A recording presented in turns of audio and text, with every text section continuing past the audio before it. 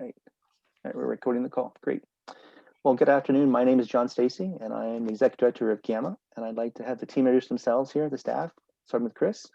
Sure. Hi, everybody. Chris Materney, Deputy Director with GAMA. Kelly. Hi, I'm Kelly McNogna, Communications Manager with GAMA. Melissa. Hi, I'm Melissa. Welcome, everybody. I'm the Education Director. I'm sorry, the Education Manager for GAMA. Thank you. And Paul. Hello, everyone. I'm the Events Manager for GAMA. That is our team. So I want to thank you all for joining us today for our monthly staff coffee. This is the third one, and I think they're going pretty well. So I want to start off with a couple things, and I apologize in advance if you hear Nate barking in the other room. He gets quite excited, and he likes to bark. I made a sign up I put up. It says Zoom meeting in progress, no barking allowed. I'm looking at you, Nate, but he doesn't read, so it's totally a waste of time. But I found it funny. All right, so I want to talk a little bit about 2020 in review, but I want to use this as an opportunity to thank all of our volunteers we've had this year. We've had a lot of them who've stepped up and helped us. It's been a typical year for people, but I think we did a lot of really interesting things this year. We continued the Roundtable magazine. It's a quarterly publication with 4 issues this year. The 4th one, fall quarter, is going to press today, actually, and we're very excited about that. That gets met up to 2,500 addresses around the country for stores, publishers, and distributors. And we have a digital version available for our international members. And so many of you attended the GAMA Expo in March.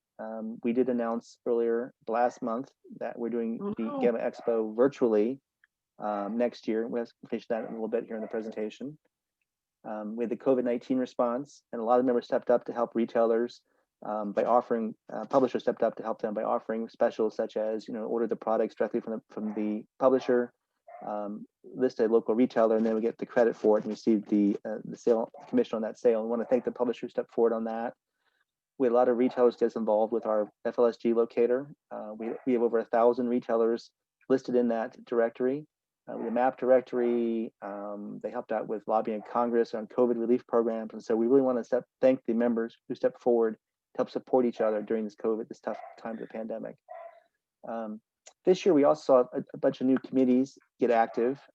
Obviously, bylaws have been around for a while, but they've been taking a hard look at our current bylaws and our governing documents, and they're currently working on the membership restructuring that we've announced a few months ago. We're trying to have an association that's reflective of the industry. And so they're hard at work. In fact, we've been meeting at 3 o'clock today. We're trying to wrap up a draft set of bylaws by the end of the year, so we can have a really good conversation next month with our members around what the organization looks like structurally, but who can vote, how the committees are organized, how the board of directors is organized. And so we're very excited about that work. Code of Conduct is a new committee this year. I think it was in September. The board of directors wanted to make sure that we had some progress on a long-term effort to build a code of conduct for the association and the industry. That's chaired by our board member, Andrew Chesney with Chip Theory Games. So I know they're hard at work at that. The Diversity Committee, they're looking at issues of diversity, equity, and inclusion. That's chaired by Nicole Linders from our board of directors. I know they're working, getting organized, and having their first meeting in January, I believe, or at least early first quarter of 21. And then Market Expansion Committee, who's been very active this year, looking at a number of projects and services for our members, how we can grow and diversify people buying and playing games. GAMA Town Halls, this is a good example where we wanted to be more transparent and have a better way to communicate directly with our members. And so we've had 3 of these so far. We had 2 town halls on diversity and inclusion in June and in August. We're working on a set of recommendations based on those. We're hoping we will have the draft ready for the board meeting later this month. And then that will be out shortly to the membership after that. And then we had a retailer roundtable about a month and a half ago with the members of the GRD and about 30 or so retailers who came together to talk about issues that are important to that tier. And we hope to have some more of those next year as well. On the educational front, because we couldn't get together in person as we would have liked with a number of conventions, we stepped up our efforts for doing live and on-demand education programs, and let's took the lead on that. We had a lot of members step forward and volunteer to facilitate those, and I want to thank those for that. I especially want to thank the Origin Awards jury. This was a very tough year for Origin Awards. We had an 83% increase in submission titles, went from 81 in 2019 to almost 301 this year in 12 categories. And the juries worked really hard to review those and come up with the nominees and the winners for that. We actually just reopened the submissions for this year, for next year, which I'm getting ahead of myself for my presentation, so I don't want to do that. And then a couple things just to wrap up the rest of the year. We had the winner wish list. We had 120 publishers submit products for this buyer's guide for retailers. We had the Essentials Retailer Summit in late October with 26 publishers and 155 retailers from 8 different countries participating, which was great. And then lastly, the Game at Every Table promotion, benefiting Toys for Tots. And I know this was brought to us by the Mark Expansion Committee, mostly Pat Fugue with Gnome Games. He was been the lead on this, and we've had several dozen of our publishers come forward to offer a promotion to help stock up those games for donations to the Toys for Tots. So again, we did a lot this year, and a lot of it couldn't have happened without the support from our volunteers and from our members. I really wanted to, on behalf of the team, wanted to thank each and every one of you for your help in moving the association forward this year. It's a very difficult and trying year. And I also want to thank the staff personally. This was a tough year for our staff. Like many organizations, COVID took a negative impact on our staff. We had to furlough some employees earlier in the year. And people who stayed with us was hard. And I know that they all worked so hard this year, doing double and triple duty. And I personally want to thank each and every one of you for being part of this team. It's a great team. And I look forward to working with you guys in 21 as we continue moving the association forward. I mentioned a few minutes ago about the Origin Awards. The categories are now open. The link is here. You can go to originsawards.net to find the list of the categories. We have 14 categories for this year. We did make some changes around how we structured that. I mentioned the huge increase of games this year, almost 300, just over 300. 200 of those were in the board game category. I mean, that was overwhelming for one jury to look at all that. So we actually divided those into 5 sub-juries to kind of break that up a little bit and to help with that. So, which means we're looking for more jurors to be on that jury, as well as help out the RPGs, which also had a lot of growth. We're actually still tweaking the RPG categories. The jury's been meeting. They had some talks this week. We put out where we were looking at a general family category, a science fiction category, and a fantasy category. And we're thinking that might be a little too imprecise. And so we're looking at maybe restructuring that a little bit. And we're hoping to have a bit on that next week. But we are working on, because there's been such a huge growth in RPGs, especially with people playing remotely this year and all. So we've had some great nominees come in so far. And so the jury wants to be reflected to make sure that the juries match where the industry is on the type of games that are being offered out there. So if you'd like to be part of the jury, one of the 14 juries, please send an email to academysecretary@gamma.org, which goes to me because I am the secretary of the chairperson / whatever of the academy. But we have a lot of people volunteering on the different juries. We have about 45 so far, but we could probably use about another 20 or 30. So if you want to be part of that process, we really appreciate that. These truly are peer-reviewed awards. And so it's important that the industry steps up and be part of these juries. I'm going kind of fast. Any questions on that so far? I'm happy to answer them. I don't see any hands raised, so I will move on to the next slide. GAMA Expo. We had mentioned last month that we are going to be doing a GAMA Expo due to the pandemic virtually next year. And so we're still working on the format and on information on that. Melissa, you want to just briefly share about the process we're using for submissions of seminars and workshops for this year? Sure. What we're doing, we are accepting applications now through our website for seminars and topics that might want to be held. And then also I'm sending out invitations to people that have already participated, and also garnering new people that might want to participate in this. On that day, on March the 17th, that professional day, we are going to be featuring retailers, designers, in industry, and then also some e-commerce topics. So if anyone out there has anything they want to send, you can send that directly to me at melissa.jacobs@gamma.com. I'm sorry, gamma.org. right? We're a nonprofit, it's .org. Right. And so as Melissa said, on that Wednesday, March 17th will be our professional development day. And that's we're doing all the peer-to-peer education programs. We're trying to bring in a couple outside experts on e-commerce to help explain some the latest trends and techniques around e-commerce, around social media, those sort of things. But we're really looking for people in the industry to share their success stories and help each other to grow and develop as professionals in this industry. And so we really encourage everyone who's interested in being part of that to submit to Melissa an idea for a seminar or an offer to facilitate a workshop or be on a panel presentation too, which is great. On Tuesday, March 17th, as well as March 23rd, we're going to be doing our GAMA Expo, which will be the exhibit hall and game nights. And so we're doing those in those 2 days. And then we have a new program we're rolling out, which we announced last month, the Friendly Local Game Store Day on Saturday, March 27th. This is definitely a work in progress. We are definitely looking for ideas, suggestions on how to make this successful and useful for our members. The goal here is to drive publisher sales through the retail channel. And so you want to make sure this is a partnership between retailers and publishers working with GAMA to facilitate that, to have a successful day to drive sales and businesses to local stores. Now, given the pandemic, some areas will not be open. We understand that, but some will. Hopefully, with the virus, the vaccines coming on, we'll all be moving into some normality sometime in 21. So some of this might be online. And so we're still working through what the process looks like. So if you want to be part of this process, please email me directly. That's john.stacy, S-T-A-C-Y, @gamma.org. And I'd be happy to get ideas, suggestions on that as well.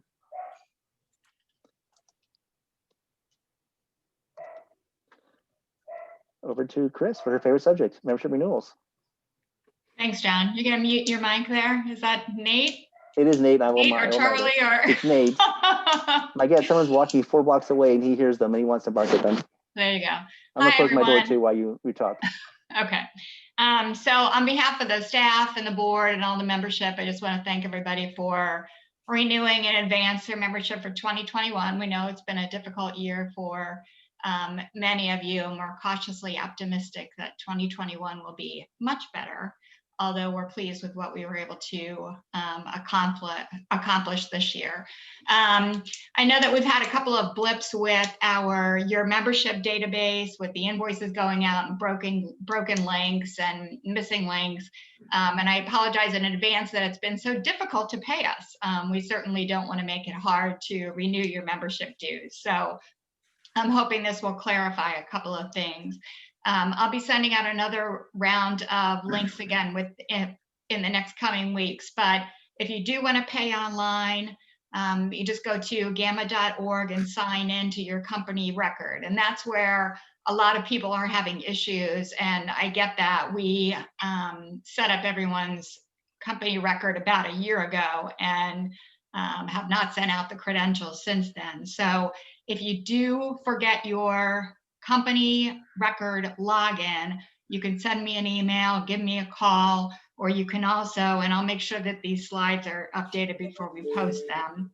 If you go to gamma.org/page/forgot_username, you can fill out a form that goes directly to the staff and we will send you your credentials. So there are a couple of different options that you have. You can also mail a check to our new address, or you could give us a call, send an email, send a tweet, send a Facebook message, anything you'd like to go ahead and be able to get you logged in again on the website. So again, we appreciate your membership. We're looking forward to a good 2021. And if there's anything that we can do, please give us a call. Thanks, Chris. Appreciate that. And the best thing about December is 2020 is almost over. So I'd like to turn this over to Kelly to share a little bit about this FAQ we're trying to put together. Yeah, so some of you might have seen yesterday I posted in the members Facebook group asking if anyone had any questions ahead of the coffee today. Of course, you're welcome to ask them at the end of the call as well, but the idea behind that and moving forward, earlier before every call moving forward, I'll post in the Facebook group just to see if anyone has any questions. If you can't make it to the coffee and want us to answer it, because everyone's heard it, but if you you have a question and a handful of other people probably have the same question and just haven't asked it. So we want to make that a resource for you all. In addition, in conjunction to this, by creating a page on the website, an FAQ page. I've only been here a month and a half, but I do know I've received some questions a couple times, so I already have an idea of a few of those FAQs that we'll include. But by posting on the Facebook group as well, and just we're a resource for you guys to ask whatever you need. So by doing that, hoping to build that page up as well, and then answer those questions subsequently on the next coffee that we have. So keep an eye out for those posts by me in the Facebook group for asking for any questions you guys might have. Great, thanks, Kelly, appreciate that. And that leads us to Q&A. So I wanted to open up to anybody who's attending today. If they have any questions about programs that we're working on, any questions about communication you may have gotten from us over the last few weeks, since the last coffee, burning questions about 21, we're happy to try to answer them. And so if you can either just raise your hand or feel free to speak up if you don't see the slide there. And then, don't make answer. I'm not trying to ask questions of you guys. So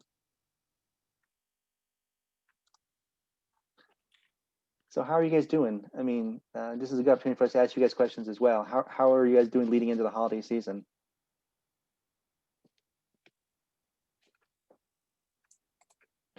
Overall, I think things are good. Personally, I'm tired of cardboard boxes. I feel like that's like an old person thing to say, but I'm just tired of having so much cardboard around me. Filled up 2 different recycling bins, and I'm like, this is already too much. But almost done. Just a couple more weeks. Exactly this year. James, you have a question? I see your hands raised. Yeah, hi, John. I don't know if anyone's ever gone over this, but for the GAMA Expo, is there any like tutorial for what like a distributor would do for their booth?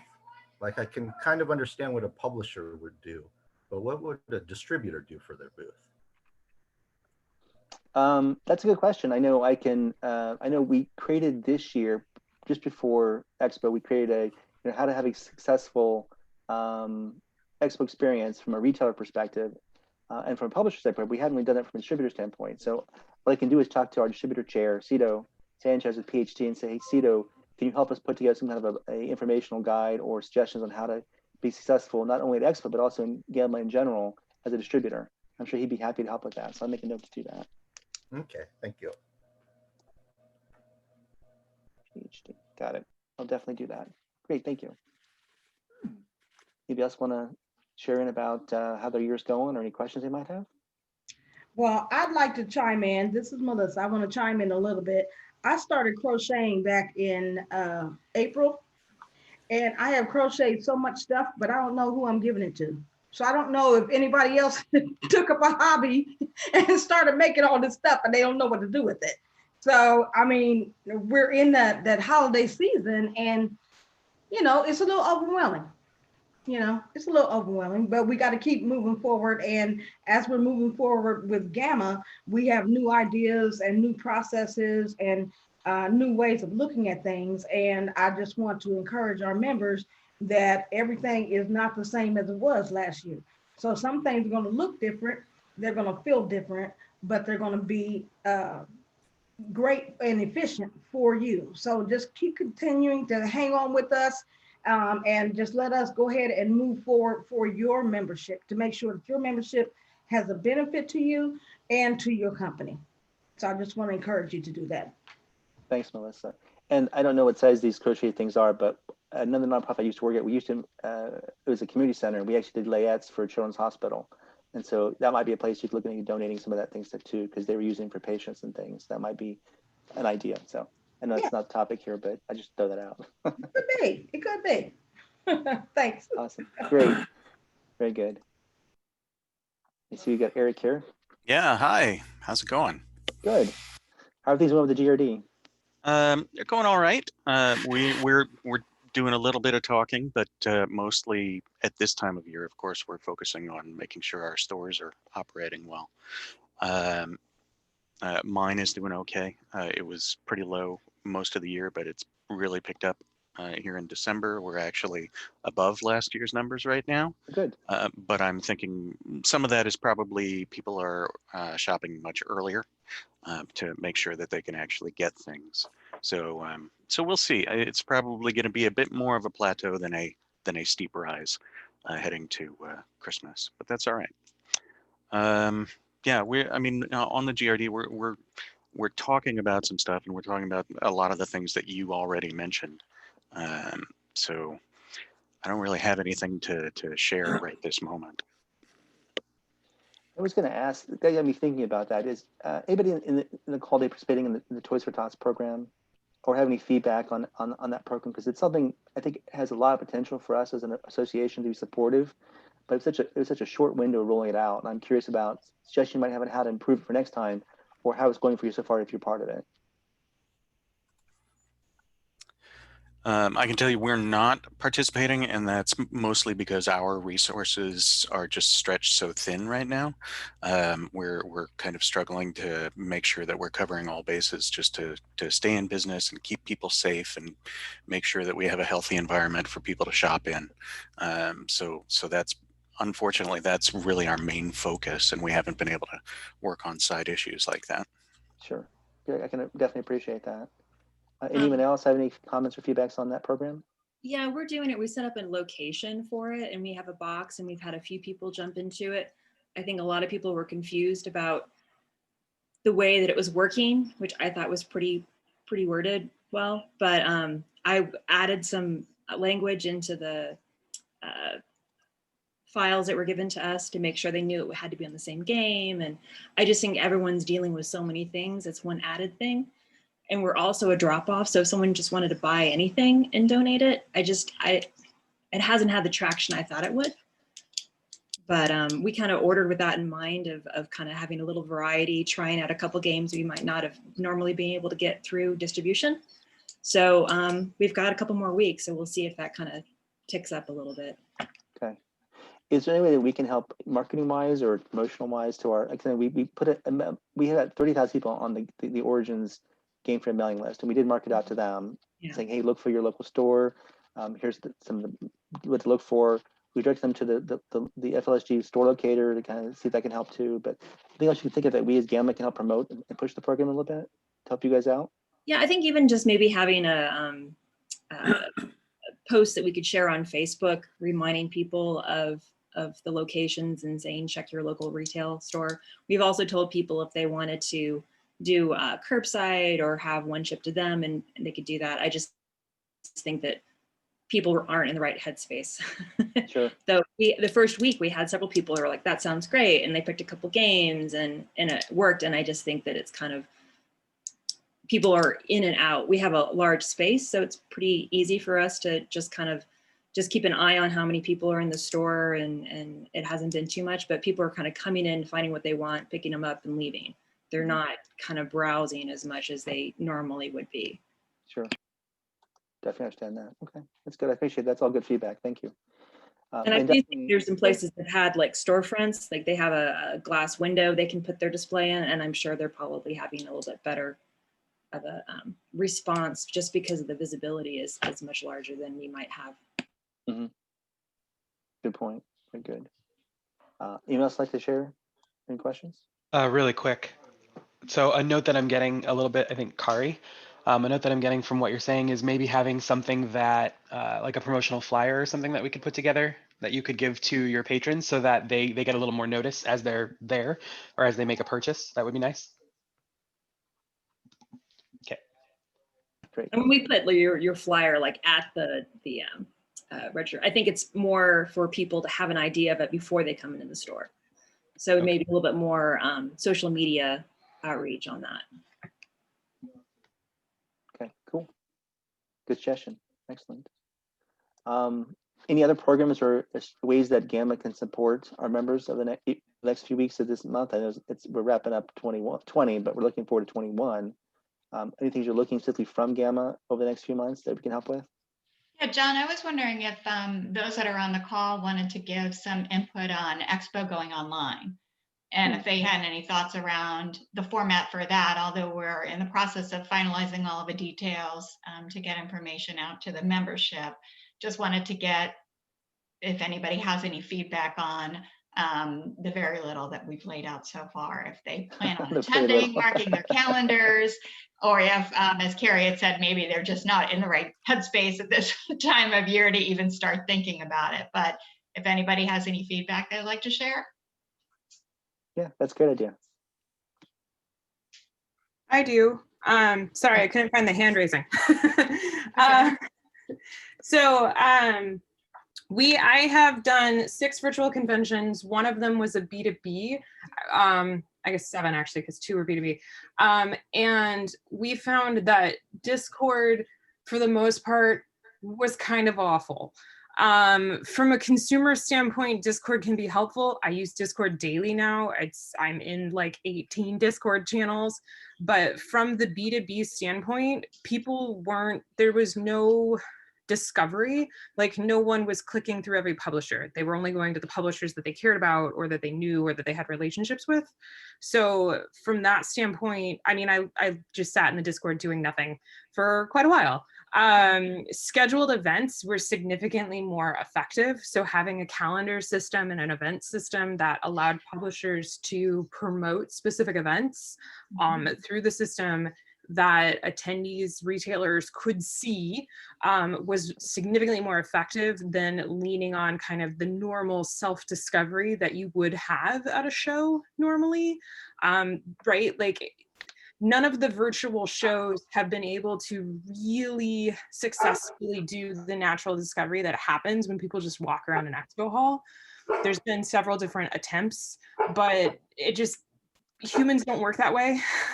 Like, when we're all sitting behind screens and you can't passively see and just like walk by a table and see a bunch of shiny things, like, it doesn't work when I'm surfing a web page and I see a logo. Like, that's not nearly as interesting as me saying, oh, that game has interesting components.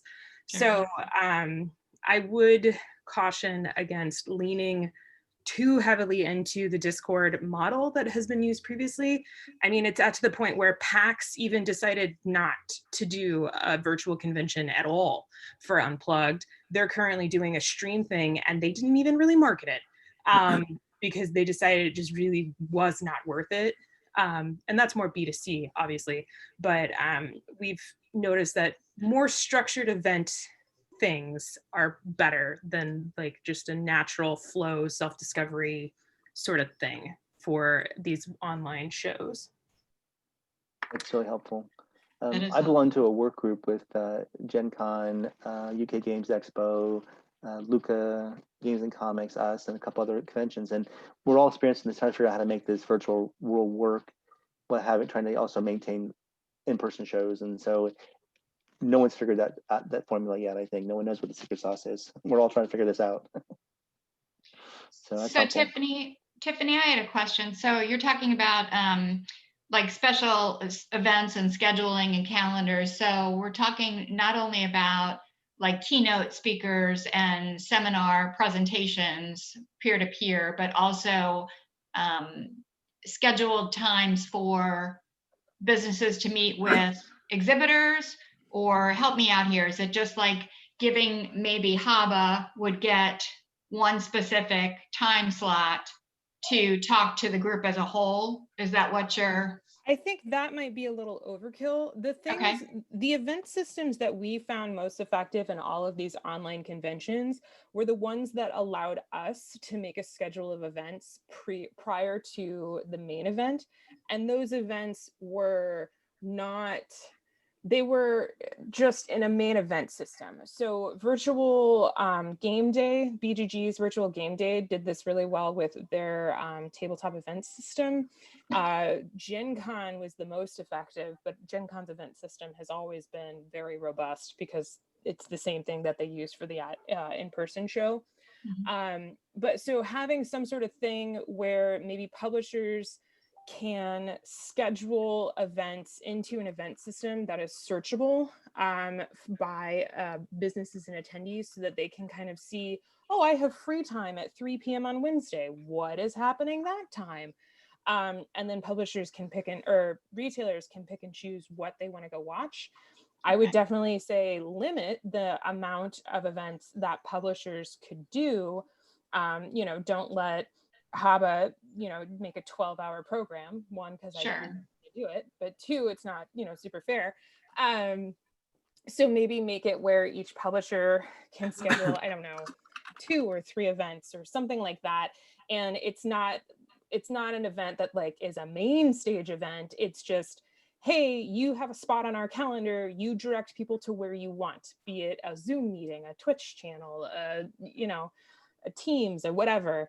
I think that would be definitely more effective. And then on the one side, it's in the convention or the Expo's event system, so it's searchable and seeable by everybody. We can also market it ourselves. And because it's in an integrated system, when I market my events, people will naturally likely click to see what else is happening from other publishers. So there's a bit more of a natural self-discovery that is better for an online space than depending on like day of show discovery by clicking around a website. Got it. Good. Great. Very helpful. Anyone else want to add to the conversation? Okay. Well, I don't want to keep people's time. I mean, I want to be very mindful of that. And so I want to thank you all for being part of the call today. Again, if you have any questions after the thing, please feel free to reach out to any of us. It's basically our first name dot last name at gamma.org, and the team members. And so we're here to be helpful and supportive of you. So hope you all have a good holiday season, and we'll chat again next month. Take care, everybody. Happy holidays. Happy holidays. Oops, I gotta turn off the recording now.